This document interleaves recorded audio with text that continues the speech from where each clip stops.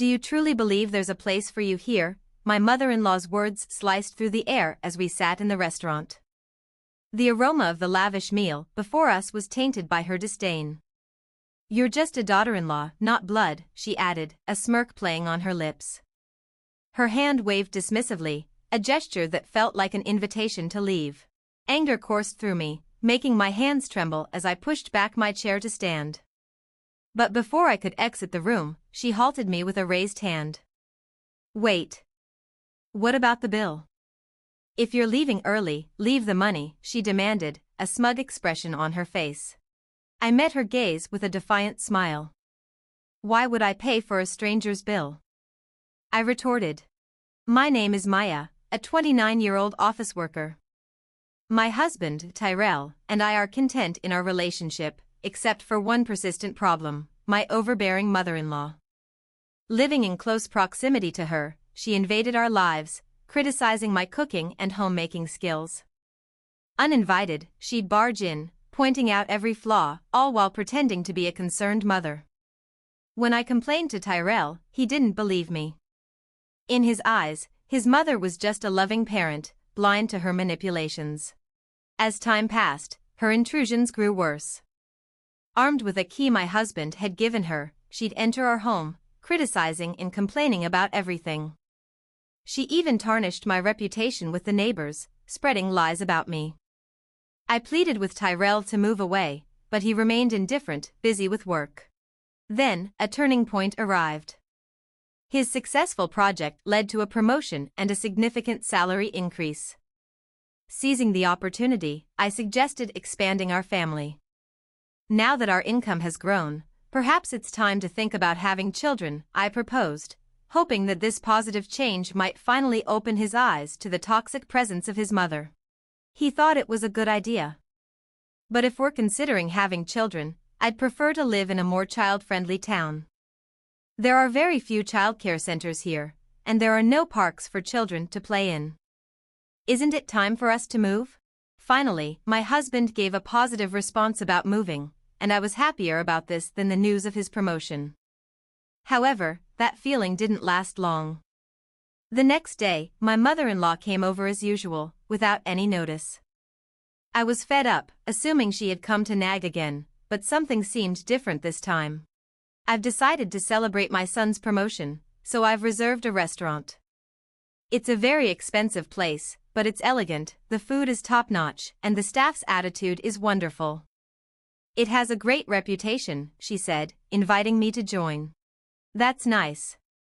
Good for you, I replied, trying to be polite, although I was as unfriendly as ever. Well, never mind. I want you to come to this restaurant too. Please come. I'll check my schedule, but it's probably impossible, I added. Don't say that. We'll be waiting for you, she insisted. Even though I answered that way, she just smirked and left. Until now, she had been excluding me, but now she was inviting me and saying she'd wait. There must be something going on. When I asked my husband when he got home, he said he had already told his mother that we would go together. She had reserved that restaurant for us, and he was looking forward to it. You feel the same, don't you, Maya? He asked. Sorry, but I'm not looking forward to it. I don't know how much money it will cost at such an expensive place. I don't want to go. Just say I have urgent business and enjoy yourself, I replied, feeling apprehensive about the situation. Why are you thinking so negatively? Besides, it's not just us going to the restaurant. My brothers are bringing their wives too.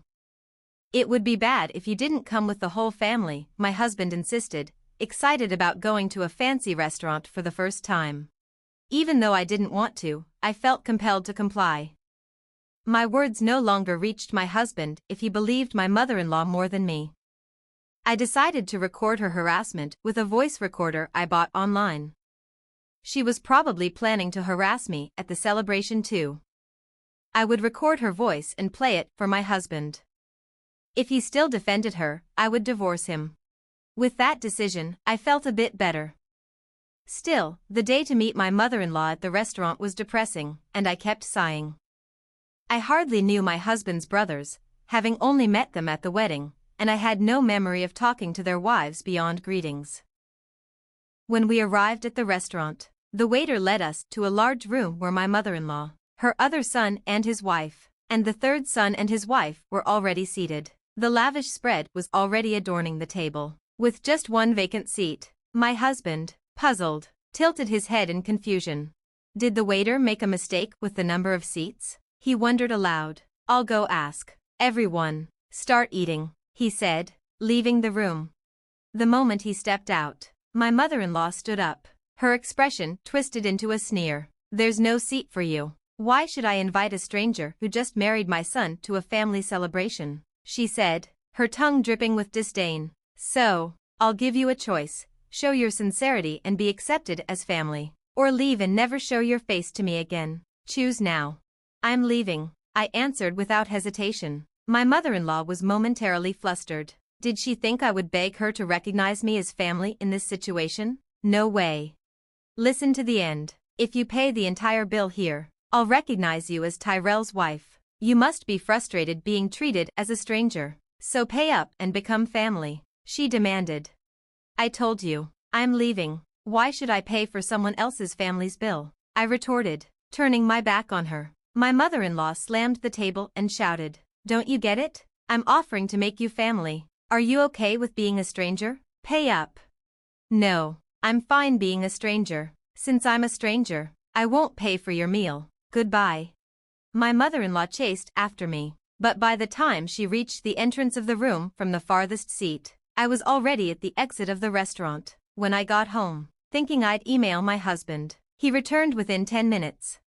The waiter said the reservation number wasn't wrong, and my mom was causing a scene. I heard the situation from my brother. I'm sorry for making you feel bad. You managed to come back quickly, he said. It seemed that my declaration that I was fine being a stranger had also stirred something in the eldest son's wife and the third son's wife. They had previously thought enduring harassment silently was the only option, but seeing me talk back made them realize they could do it too. In their momentum, both of them left, and our husbands, the eldest and third sons, hurriedly followed suit. I had braced myself for complaints from my mother-in-law, and sure enough, within 3 hours, the phone started ringing incessantly. It was so disruptive that I eventually blocked the calls. However, one call managed to get through from an unknown number. Hello? Sorry for calling so late. Is this Maya's mobile phone? The man on the other end identified himself as a police officer from the nearby police station. He informed me that after being left alone, my mother-in-law had tried to eat what she could and subsequently attempted to make me foot the bill later on. However, the restaurant staff, already disapproving of my mother-in-law after the earlier disturbance, declined her request. They believed I wouldn't return to pay after leaving in anger and ignoring all her calls. My mother-in-law was then suggested to pay by card, but she lacked a credit card and hadn't brought enough cash to cover everyone's meals. In a desperate bid, she tried contacting other family members to cover the costs, but no one responded. Frustrated and cornered, she started yelling, blaming me entirely for the situation. Her anger escalated, leading to a scene where she damaged expensive vases and flower pots at the restaurant. This chaos prompted the restaurant to call the police. The responding officers managed to calm down my furious mother-in-law, but she adamantly refused to accept any wrongdoing. The restaurant, not only unpaid but also burdened with a troublesome customer, sought help to escort her home. Feeling guilty about ignoring a call from the police, my husband and I reluctantly returned to the restaurant. Upon our arrival, my mother-in-law was being pacified by the police. The moment she spotted me, she raised her eyes, and crossing her arms, screamed, "You good for nothing. This situation happened because you didn't pay the bill. It's natural to help your mother, isn't it? Pay up now." I was utterly astonished when my mother-in-law uttered something almost threatening. Even with the police present, they had clearly stated that if no one took her home, they would either escort her to her in-laws' house in a patrol car or arrest her for dining and dashing. "Please take her away, arrest her, or whatever it takes. Just make her take responsibility," I said, my voice cold and resolute. My mother-in-law's eyes widened in shock at my words. "How could you say something so cold? I can't believe it. Just pay up. It's bad luck to have a family member arrested," she pleaded. "I don't care. I'm not family, and I don't want to get close to someone who's talking crazy and causing a scene, I replied, attempting to leave the restaurant and let the police handle the situation. However, my husband, who had remained silent all along, glared at me. I understand that what was said and done to Maya was terrible, but is it something bad enough to be arrested for? He questioned, defending his mother. You're missing the point. She's in trouble with the police because she dined and dashed and caused a scene at the restaurant. I have nothing to do with it. Or are you saying that I'm the one at fault for not paying for 6 people's meals, even though I didn't eat? I retorted. My husband fell silent but walked past me toward the police and the restaurant staff. I knew what he intended to do, anticipating his actions. I called out to his retreating back. If you're going to pay for her meal and compensate them, we're getting divorced. Think about that. My husband didn't respond to my words and silently took out his wallet. I sighed and left the restaurant, walking the familiar road back home. I started packing my essential belongings, preparing to leave. Just before the date changed, my husband finally returned. Mom's not getting arrested. It seems she was really in the wrong, but the restaurant said they'd forgive her if I compensated them and promised she'd never come back. I didn't have nearly enough money, so I had my brothers come and help. Oh, I'm so tired, he explained, his voice weary. He continued rambling about what happened after I left, seemingly annoyed by my lack of reaction. Then he approached me, noticing my packed bags. Hey, what's with these bags? He asked, puzzled. I'm preparing to leave the house because we're getting divorced. I told you that if you defended her, we'd get divorced. You're not going to say you didn't hear me, are you? I replied firmly. My husband looked down at me, his eyes wide with astonishment. Then he raised his gaze and began to yell. What's going on today? You've been acting strange all day. I understand that Mom did something terrible, but why do we have to get divorced?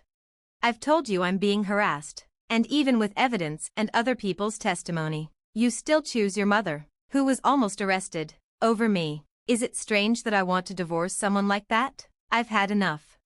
My husband continued to say various things, but it all went in one ear and out the other. I prepared to leave the house and made arrangements for the divorce. The next morning, I immediately went to get the divorce papers. When I signed and handed them to my husband, he made a big fuss about not wanting to divorce. However, when I mentioned involving a lawyer, he reluctantly signed, and I submitted the papers right away. Finally, I was able to return to being a stranger. Afterward, my husband moved out of the house and went to live with his parents. Apparently, he had relied on me for most of the housework, so he couldn't manage it himself. As a result, the house became a mess. Disliking the dirty house, he canceled the apartment lease and decided to return to his parents' home.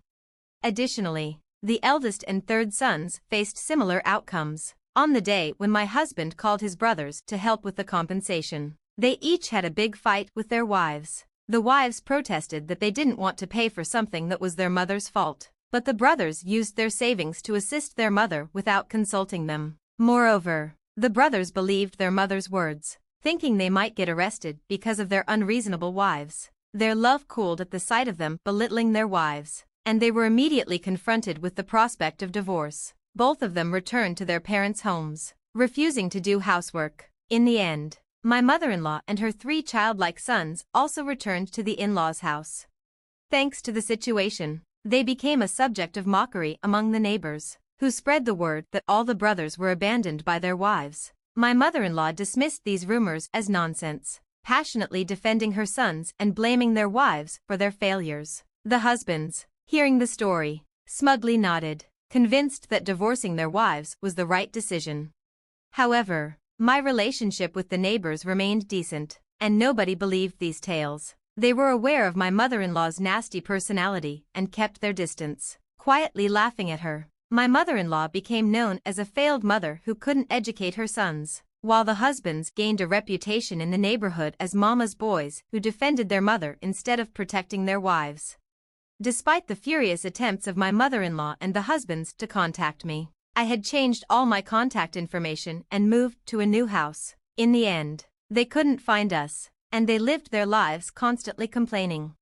Since I'm no longer involved with my mother-in-law and the others, my days have become enjoyable. Being free from the stress of dealing with her is a significant relief. And making new friends has also been wonderful. In fact, during the divorce process, I bonded with the ex-wives of the eldest and third sons over our shared grievances about my mother-in-law.